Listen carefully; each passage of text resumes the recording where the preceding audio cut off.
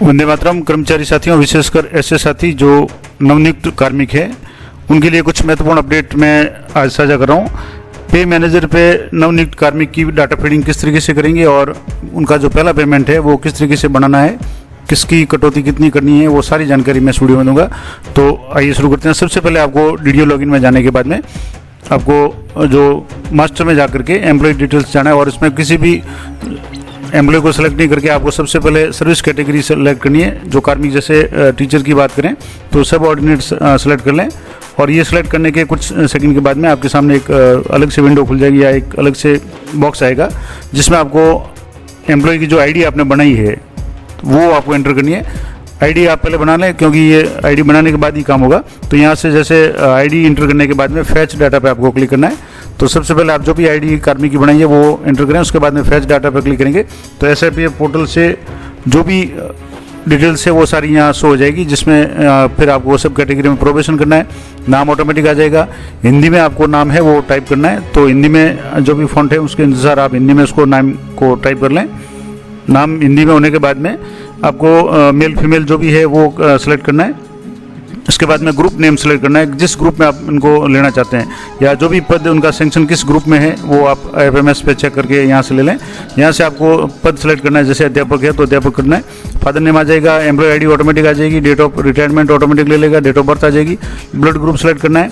उसके बाद में पोस्ट एट अपॉइंटमेंट, यानी उनकी नियुक्ति पे कौन सी पोस्ट है वो आपको इस पूरी चेक लिस्ट में जो भी लिस्ट है उसमें से आपको सेलेक्ट करनी है। काफ़ी लंबी लिस्ट है, जितने भी कार्मिक पे मैनेजर पे है, अलग अलग जो भी कार्मिक है उन सभी की लिस्ट इसमें है। तो इसमें से आपको सेलेक्ट करके, जैसे अभी अध्यापक तृतीय श्रेणी सेलेक्ट करना है तो काफ़ी नीचे स्क्रॉल करेंगे तब आपके अध्यापक तृतीय श्रेणी जो भी सिलेक्ट हो जाएगा वो सिलेक्ट करना है। उसके बाद में आपको पे कमीशन में आपको 7th पे सिलेक्ट करना है। उसके बाद में HRA एलिजिबल नहीं है लेकिन कोई न कोई आपको सेलेक्ट करना पड़ेगा। तो 4 जो ऑप्शन आ रहे हैं उसमें से आप कोई भी सिलेक्ट कर लें। इसके अलावा डिपार्टमेंट है, आपको जैसे सेकेंडरी एजुकेशन की बात करें तो सेकेंडरी एजुकेशन सेलेक्ट करना है। उसके बाद में नीचे सबमिट पे आपको क्लिक करना है। तो यहाँ से मैं पहले थोड़ा सा इसमें टाइम ले रहा है, तो यहाँ से जैसे अध्यापक तृतीय श्रेणी सेलेक्ट कर लिया। उसके बाद में पे कमीशन मैंने कहा 7th आपको सेलेक्ट करना है। उसके बाद में HRA 3 ऑप्शन है, तो XYZ में से कोई भी आप ये कर लें क्योंकि ये इनको लागू तो होगा नहीं, प्रोफेशनल है। यहाँ से आपको डिपार्टमेंट सेलेक्ट करना है, तो सेकेंडरी एजुकेशन का जो डिपार्टमेंट है वो आप यहाँ से ABCD वाइज चेक करेंगे तो S पे आपके आ जाएगा सेकेंडरी एजुकेशन और यहाँ से आपको सबमिट वाला जो ऑप्शन है इस पर आपको क्लिक करना है। तो ये पहला जो पेज है पर्सनल डिटेल का, ये सबमिट हो जाएगा। ये आ गया कि व्यक्तिगत विवरण सफलतापूर्वक डाला गया, यानी पर्सनल डिटेल्स इंसर्टेड सक्सेसफुली। अब इसमें आपको स्टेटस में जो 2 चीज़ें हैं वो सबऑर्डिनेट और प्रोबेशन तो ऑटोमेटिक आ जाएगा। स्टेटस में आपको यहाँ से अगर कोई लागू होता है, डेपुटेशन, रिटायर्ड, सस्पेंशन वगैरह तो करना है, नहीं तो आप NA कर दें अगर कोई लागू नहीं होता हो तो। उसके बाद में टेम्परेरी या परमानेंट है तो यहाँ से आपको प्रोबेशन वाला ऑप्शन है तो प्रोबेशन कर लेना है। उसके बाद में सर्विस कोटा है, तो जिस कैटेगरी में कार्मिक का सिलेक्शन हुआ है, डाइवोर्स में है, एक्स सर्विसमैन में है, फिजिकल हैंडीकैप है, प्लेयर है, वीडियो है, जिस भी कैटेगरी में है वो कैटेगरी आपको यहाँ से सिलेक्ट कर लेनी है। तो जो भी कार्मिक की कैटेगरी है वो आप यहाँ से सिलेक्ट कर लें। उसके बाद में जो भी कार्मिक का category OBC, general, SC, SC जो भी है वो आपको सेलेक्ट करना है। तो इस मामले में जैसे जो सर्विस कोटा है, किस कोटे में सिलेक्शन हुआ है वो सिलेक्ट करना है। उसके बाद में SBC, OBC, general, minority, ST, ST जो भी है वो आपको सिलेक्ट कर लेना है। तो जो भी कार्मिक की कैटेगरी है वो मैंने यहाँ सेलेक्ट कर ली। उसके बाद में OBC, जनरल जो भी है वो सिलेक्ट कर लिया। नॉन गेजेटेड में आएगा क्योंकि तृतीय श्रेणी अध्यापक है। उसके बाद में इंटाइटलमेंट में अभी जैसे इनमें से कोई लागू नहीं हो रहा है तो आप इसको नन कर सकते हैं क्योंकि बिफोर 1/1/2004 भी नहीं है, NPS फ्रॉम 1/1/2004 ये भी नहीं है, तो इसको आप अभी कर लें। उसके बाद में मैरिटल स्टेटस में जो भी स्टेटस हो, मैरिटल हो, डाइवोर्स हो, जो भी हो, वो अनमैरिड हो, वो आपको सेलेक्ट करके अपडेट पे क्लिक करना है। और अपडेट पे क्लिक करने के बाद में आ जाएगा कि स्टेटस डिटेल्स अपडेटेड सक्सेसफुली। उसके बाद में पे एंड बैंक पे आपको आना है। यहाँ सबसे पहले आपको पे स्केल है वो सिलेक्ट करनी है। पे स्केल आपको LP वाली सिलेक्ट करनी है। LP का मतलब है प्रोफेशनल के लिए, तो जैसे 3rd ग्रेड की बात है तो LP 10 सेलेक्ट करना है। तो बेसिक ऑटोमेटिकली यहाँ 23,700 आ जाएगा। उसके बाद में NPA नॉन एलिजिबल आ जाएगा, HRA नॉन एलिजिबल आ जाएगा। अब आपको बैंक डिटेल्स इंसर्ट करने के लिए सबसे पहले आपको यहाँ IFSC कोड है, जो भी कार्मिक का बैंक खाता है वहाँ के IFSC कोड है वो आपको सेलेक्ट करना है। तो यहाँ से IFSC कोड है वो एंटर करके आप ऐड पे क्लिक करें। तो जैसे ही यहाँ ऐड पे आप क्लिक करेंगे, एंटर करने के बाद में IFSC कोड के बाद में यहाँ से स्टेट, बैंक का नाम, बैंक की ब्रांच का नाम ऑटोमेटिक आ जाएगा, डिस्ट्रिक्ट तक आ जाएगा। अब आपको यहाँ सिर्फ अकाउंट नंबर सेलेक्ट करना है, तो अकाउंट नंबर आपको यहाँ एंटर करके इंक्रीमेंट डेट है 1/7/2024 कर लें। उसके बाद में इसको सबमिट कर लें। तो ये सबमिट हो गया। उसके बाद में आपको एड्रेस है वो अपडेट करना है। तो एड्रेस में जैसे सबसे पहले आपको प्रेजेंट एड्रेस, तो कार्य जहाँ भी कार्मिक कार्यरत है वो प्रेजेंट एड्रेस हो जाएगा। तो वो आपको यहाँ से स्टेट राजस्थान सेलेक्ट कर लेना है, डिस्ट्रिक्ट सेलेक्ट कर लेना है। उसके बाद में जो विद्यालय या कार्यालय है वो ग्रामीण क्षेत्र में या शहरी में, रूरल है तो रूरल जो भी है। उसके बाद में पंचायत वार्ड वगैरह और email ID mobile number enter करके आपको सबमिट पे क्लिक करना है, तो ये हो जाएगा। इसके बाद में परमानेंट एड्रेस आपको फीड करना है।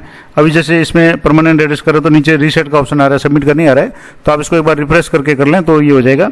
तो अभी जैसे इसमें आगे जो सेट का ऑप्शन है या जो सेव का ऑप्शन है वो आ ही नहीं रहा है, तो मैंने इसको बाद में दोबारा इसको करके आपको बता दूंगा। अभी जैसे ये मैंने सबमिट किया लेकिन ये रीसेट का ऑप्शन आ रहा है, सबमिट करने आ रहा है, इसको छोड़ दें। नेक्स्ट जो है एम्प्लॉय डेट्स है, इस पर आपको क्लिक करना है और कार्मिक की जो भी एम्प्लॉय डेट्स है वो आप यहाँ से एंटर करें, क्योंकि ये भी जैसे रीसेट मांग रहा है तो रीसेट का तो कोई मतलब नहीं रहा, तो इसको अगले भाग में इसको दोबारा आप कर सकते हैं थोड़ी देर के बाद में। अगर प्रेजेंट और एड्रेस सेम हो तब तो आप उस बॉक्स पर क्लिक करें। अब जो एम्प्लॉय डेट्स है तो डेट ऑफ ज्वाइनिंग आपको यहाँ एंटर करनी है, तो कैलेंडर से सिलेक्ट करके जिस तारीख को कार्मिक ने ज्वाइन किया है वो कार्मिक की तारीख है वो रन करनी लिखनी है यहाँ, कार्यग्रहण की तारीख। इसके बाद में जो 2-3 जो इम्पोर्टेंट जो जानकारी है वो आप यहाँ एंटर कर लें। उसके बाद में डेट ऑफ प्रेजेंट डीडीओ, जिस डीडीओ के पास में इन्होंने ज्वाइन किया है तो लगभग जहाँ भी डीडीओ है वो उन्हीं को आपको सेलेक्ट करना है और वही तारीख होगी कार्यग्रहण की, और ये तारीख नवनियुक्त जो भी कार्मिक उनके लिए सेम होगी। इसके बाद में डेट ऑफ प्रेजेंट डेजिग्नेशन, यानी इस वर्तमान पद पे किस कार्य तारीख को है तो वो भी लगभग सेम ही होगी क्योंकि पद एक ही है। तो यहाँ से ये 2-3 डिटेल है वो आप भर दें। उसके बाद में यहाँ जो एम्प्लॉय नंबर से, इसमें आपको आधार नंबर, पैन नंबर भरना है।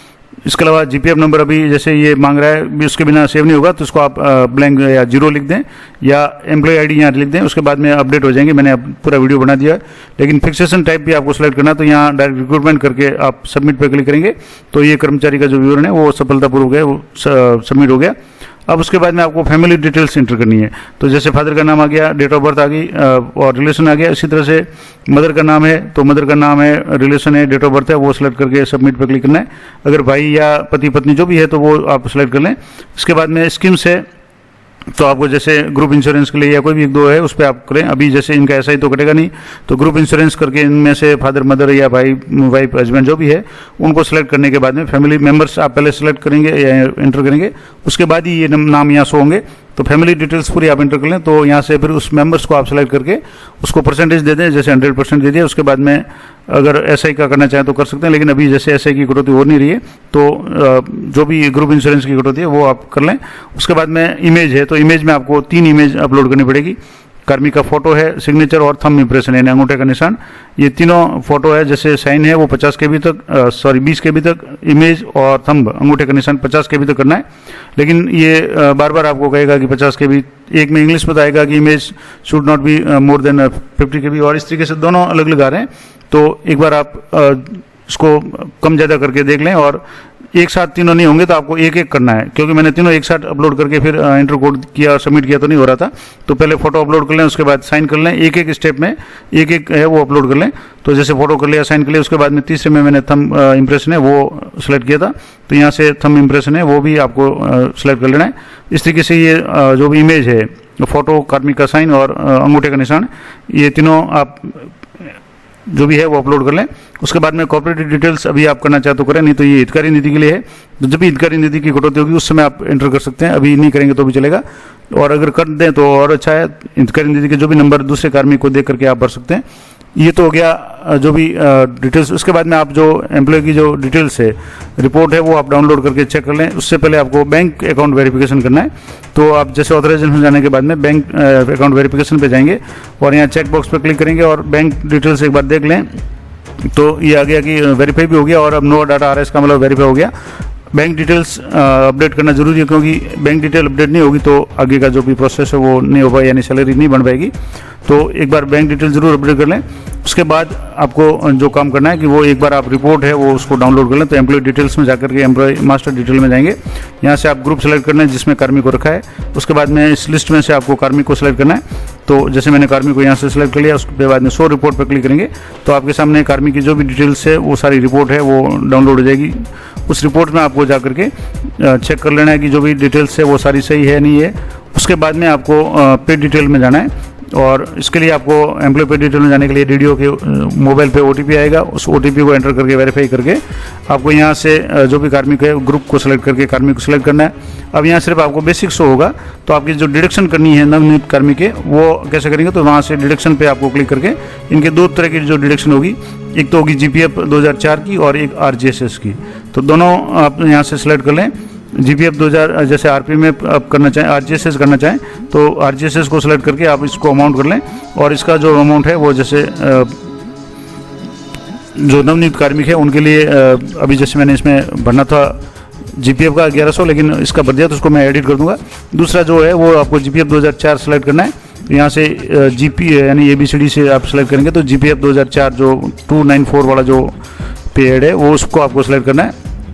और जीपीएफ 2004 सेलेक्ट करने के बाद में इनका जो भी अमाउंट है वो भी आपको यहाँ से सिलेक्ट करना है। तब जैसे यहाँ जीपीएफ 2004 है, मैंने यहाँ से सिलेक्ट कर लिया 294 वाला, और इसमें आपको दोनों जो भी एक तो आपको आरजीएसएस और जीपीएफ 2004 ये दो ही कटौती आपको करनी है। तो अब जैसे जीपीएफ 2004 है यहाँ मैंने सेलेक्ट कर लिया, उसके बाद में यहाँ से जैसे अमाउंट सेलेक्ट कर लिया, और अमाउंट सेलेक्ट करने के बाद में 600 जो इसका जो भी 1100 है जीपीएफ 2004 है, इनको 1100 कटौती करनी है और इसको सबमिट कर लेना है। तो अब जैसे सबमिट करने के बाद में आप एग्जिट पर क्लिक करेंगे तो मैंने जैसे आरजीएसएस की कटौती थी वो 1100 नहीं करके 658 करनी थी, तो इसको आप यहाँ से चेंज कर लें। अभी स्लैब इसकी आप सेलेक्ट करेंगे तो स्लैब नहीं आ रही है, तो आप इसको अमाउंट एंटर करके आप कर लें। तो जैसे थर्ड ग्रेड जो कार्मिक है उनके लिए 658 करनी है आरजीएसएस की, और उसके अलावा जो जीपीएफ 2004 की है वो 1100 करनी है। ये दोनों डिडक्शन हो जाएगी, 1758 कुल कटौती हो जाएगी, 23,700 इनका बेसिक है और 21,942 रुपये इनको पेबल होगा। ये तो पूरे महीने का होगा। अब आपको जो एम्प्लॉय की जो डिटेल्स है उसको डिजिटल साइन करने हैं, यानी व्यू वेरीफाई एम्प्लॉय डिटेल्स करनी है, तो इस पर आप क्लिक करेंगे तो इस तरीके से आपको यहाँ जो भी कार्मिक वेरीफाई नहीं हुए हैं उनको आपको सेलेक्ट करना है। चेक बॉक्स पे क्लिक करके आपको डाउनलोड करना है, तो डाउनलोड में आपको एम्प्लॉय की जो भी डिटेल्स है वो पूरी पीडीएफ ग्रुप में डाउनलोड हो जाएगी। उसको आप अच्छी तरह से चेक कर लें, आपने जो भी एंट्री की है वो सारी सही हो, क्योंकि उसके बाद में वेरीफाई डिटेल्स करने के बाद में जो भी डिटेल्स है वो बाद में अपडेट नहीं होगी। तो एक बार आप चेक कर लें अकाउंट नंबर वगैरह सारा, उसके बाद में आपको डिजिटल साइन करना है। तो जो भी आपके डीडीओ का जो डोंगल है, डीएससी डोंगल है, वहाँ से जाकर के आपको डिजिटल साइन कर लेना है। और साइन करने के बाद में ये प्रोसेस हो जाए, उसके बाद में एचओडी अप्रूव होने के बाद में अदर सैलरी रिक्वेस्ट में जाना है आपको, क्योंकि ये एचओडी होने के बाद आपको करना है। एचओडी से आप ये एक बार डाटा है वो वेरीफाई हो जाए, उसके बाद में आपको अदर सैलरी रिक्वेस्ट में जाकर के मंथ सेलेक्ट करना है, ईयर सेलेक्ट करना है, ग्रुप सेलेक्ट करना है। ग्रुप में से आपको जो भी कार्मिक जिनकी सैलरी बढ़ानी है, नए कार्मिक, उनका नाम सेलेक्ट कर लेना है। उसके बाद में आप रीजन लिख दें कि फर्स्ट सैलरी या न्यू ज्वाइनिंग जो भी आप लिखना चाहें वो कारण लिख दें, और कितने दिन की बढ़ानी है। अभी जैसे यहाँ इस मामले में कार्मिक ने 9 तारीख को ज्वाइन किया था, तो इनकी जो भी डिटेल्स है वो 9 तारीख की डिटेल्स है, तो वो यहाँ आपको जो भी डिटेल्स है वो आप भर लें। उसके बाद में जो डॉक्यूमेंट अपलोड करने हैं वो डॉक्यूमेंट आपको कौन कौन से करने हैं, तो मैं आपको बता दूँ। पहला डॉक्यूमेंट तो करना है आपको इनका जो कार्यग्रहण आदेश है साला दर्पण से, वो आप ऑनलाइन अपलोड कर लें डॉक्यूमेंट में। उसके बाद जो नियुक्ति आदेश है डीओ द्वारा या जो भी बीडीओ द्वारा जो इनको थर्ड ग्रेड का आदेश, या जिस भी अगर कार्मिक फर्स्ट ग्रेड है तो उनके जो भी नियुक्ति अधिकारी है उनका आदेश है वो, और साला दर्पण का ऑनलाइन कार्यग्रहण, ये दोनों अनिवार्य रूप से आप इसको अपलोड कर लें। और उसके बाद में रिक्वेस्ट उसको कर दें। उसके बाद में जब भी पे मैनेजर पे शेड्यूल चलेगा तो इनका जो सैलरी है वो हो जाएगी, बन जाएगी, बिल बन जाएगा, एलोकेट हो जाएगा। और जब भी बिल एलोकेट है तो आप तुरंत उसको चेक कर लें कि जो भी डिटेल्स जितने तारीख दिनों का आपने फीड किया है उतने तारीख की बनी है, वो आप चेक कर लें। अगर उसमें कुछ करेक्शन है तो आप उसको डिलीट करके दोबारा डाटा सही करके आप अदर सैलरी रिक्वेस्ट में जाकर के दोबारा रिक्वेस्ट है वो डाल सकते हैं। और अगर सही है तो आपको जो भी डीडीओ फॉरवर्ड ऑटो हो जाएगा, उसमें कोई समस्या नहीं है। तो ये पूरी जानकारी मैंने आपको बता दी कि नवनियुक्त कार्मिक की किस तरीके से तो आपको डाटा पे मैनेजर पर फीड करना है। उसके बाद में आपकी सैलरी उनको किस तरीके से उनकी बनानी है। इससे पहले आपने उनकी अगर एम्प्लॉय आईडी नहीं बनी है तो सबसे पहले आपको एम्प्लॉय आईडी बनानी है। उसके बाद में पे मैनेजर पर डाटा फीड करना है, और उसके बाद में जो भी वेरीफाई करना है एचओडी से डाटा जो डिजिटल सिग्नेचर करके वेरीफाई करके फिर जो सैलरी रिक्वेस्ट का डालेंगे। नहीं तो कई लोग क्या कर रहे हैं कि पे मैनेजर पे फीडिंग करने के बाद में अकाउंट वेरिफिकेशन नहीं किया तब भी आपके बिल एलोकेट नहीं होंगे, और अकाउंट वेरिफिकेशन कर दिया लेकिन आपने जो डॉक्यूमेंट वेरीफाई या इनका डिटेल्स एम्प्लॉय डिटेल वेरीफाई नहीं की और एचओडी फॉरवर्ड नहीं किया, तो और एचओडी से जब तक अप्रूव नहीं होगा तब तक मुझे लगता है बिल एलोकेट नहीं होंगे। तो अगर आपकी भी इस तरह की कोई समस्या आ रही है कि आपने अदर सैलरी रिक्वेस्ट में जा करके रिक्वेस्ट डाला हुआ है, कई दिन हो गए लेकिन नवनियुक्त कार्मिक की सैलरी का बिल है वो प्रोसेस नहीं हो रहा है, तो आप पहले एम्प्लॉय डिटेल्स से वेरीफाई करें, उनको डाउनलोड करके डिजिटल साइन करके HOD फॉरवर्ड करें और वहाँ से वेरीफाई होने के बाद में रिक्वेस्ट डाल दें। अगर पुराना रिक्वेस्ट है तो 24 घंटे तक अगर प्रोसेस नहीं होता तो आप रिक्वेस्ट को डिलीट करके दोबारा रिक्वेस्ट डाल दें, तो आपका जो भी बिल है वो एलोकेट हो जाएगा। तो मैंने पूरी जानकारी दे दी। इस संबंध में आपकी अगर कोई भी क्वेरी है तो आप कमेंट करके पूछ सकते हैं। इसके अलावा नवनियुक्त कार्मिक है उनको ID कैसे बनानी है, इसके अलावा उनकी जो अगर पुरानी ID है SSO ID अगर सिटीजन बनी हुई है तो उसको गवर्नमेंट ID में मर्ज कैसे करना है, उसका भी वीडियो मैंने कुछ दिन पहले ही अपलोड किया हुआ है। तो सारे वीडियो आपको पे मैनेजर की जो प्लेलिस्ट है उसमें मिल जाएंगे। और अन्य जो भी साला दर्पण से संबंधित, इनकम टैक्स से संबंधित, पे मैनेजर से संबंधित जितने भी टॉपिक्स है या समस्या हैं उन सभी की वीडियो आपको चैनल पर मिल जाएंगे। तो अगर ये जानकारी आपको अच्छी लगे तो अधिक से अधिक अपने साथियों को शेयर करें, वीडियो को लाइक करें, और अगर आपकी कुछ समस्या है तो कमेंट करें। आपको अगर अच्छा लगता है या अच्छी जानकारी लगे तो भी आप कमेंट करें ताकि मुझे भी मोटिवेशन मिलता रहे। तो मिलते हैं नेक्स्ट वीडियो में, तब तक जय हिंद, जय भारत।